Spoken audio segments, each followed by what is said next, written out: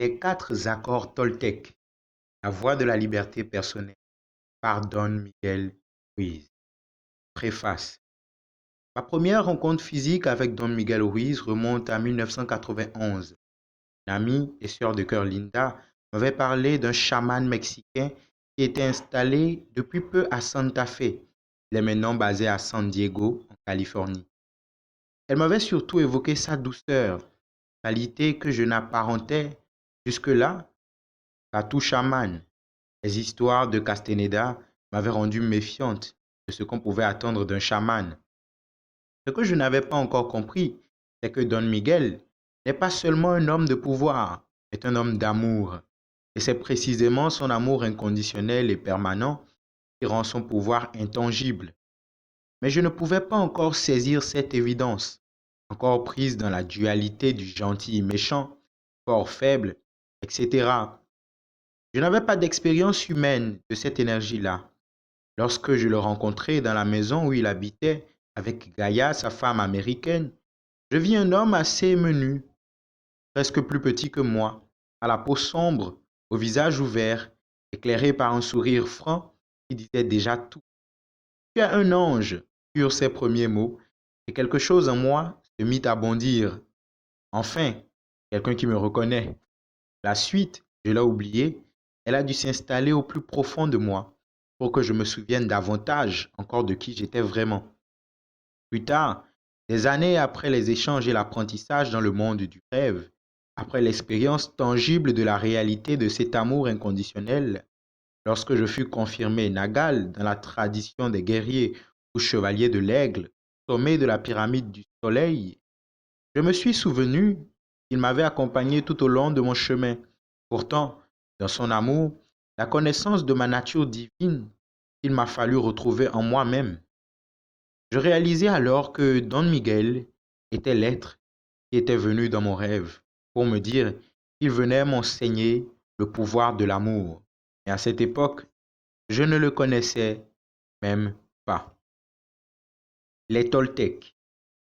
Il y a des milliers d'années, à travers tout le sud du Mexique, les Toltecs étaient connus comme des femmes et des hommes de connaissance. Les anthropologues les ont décrits comme une nation ou une race, mais en réalité, c'étaient des scientifiques et des artistes, formant une société vouée à explorer et préserver les connaissances spirituelles et les pratiques des anciens. Maîtres, étudiants, se réunissaient à Teotihuacan, l'ancienne cité des pyramides, située au-delà de Mexico City, connue comme le lieu où l'homme devient Dieu. Au fil des millénaires, les Nagals ont été contraints de dissimuler la sagesse ancestrale et de la préserver dans l'ombre. La conquête européenne, comblée à l'abus de pouvoir personnel de quelques apprentis, rendit nécessaire de protéger la connaissance de ceux qui n'étaient pas préparés à l'utiliser avec discernement ou qui risquaient d'en user de manière abusive à des fins personnelles. Fort heureusement, la connaissance ésotérique des Toltecs s'est transmise et incarnée au fil des générations à travers diverses lignées de Nagal. Bien qu'elle soit restée dans le secret durant des centaines d'années, les prophéties anciennes avaient annoncé la venue d'un âge au cours duquel il serait nécessaire de redonner la sagesse au peuple. Aujourd'hui, Don Miguel Ruiz Nagal, de la lignée des chevaliers de l'Aigle, a été instruit pour partager avec nous les puissants enseignements des Toltecs. La connaissance toltèque émerge de la même manière, en termes de vérité, que les traditions ésotériques du monde entier. Bien qu'elle ne soit pas une religion, elle honore tous les maîtres spirituels qui ont enseigné sur Terre. Bien qu'elle ne comprenne aucune dimension spirituelle, elle est plus justement décrite comme étant un mode de vie qui se distingue par la facilité d'accès au bonheur et à l'amour qu'elle propose. Introduction. Le miroir de fumée.